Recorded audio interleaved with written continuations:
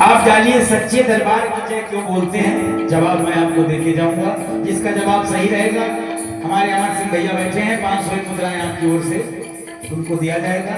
सच्चे दरबार की जय।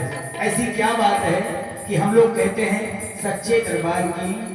मंदिरा के भीतर से, मंदिरा के भीतर से, हाँ चढ़ाइए। अरे मंदिरा के भीतर से बोली देवी माई, मालिन दैया दे तू, मालिन दैया दे तू, ठकुराइन दैया दे तू। अरे आपन आढ़ौल के फुलवा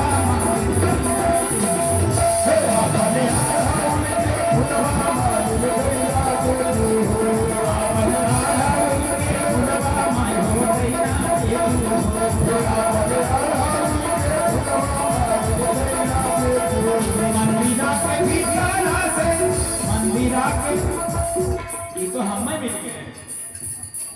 अच्छा जब वो दे वाले दूसर मिले ठीक है, हम भाई से दिखा ना।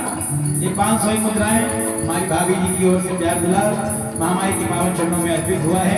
आपने हमें 500 दिया है, महामाई आपको इतना दे कि आपने हमको कागज वाला दिया है, महामाई को सोने के नोट दे, सोने के नोट इनकम टैक्स वालों बचाए रखने।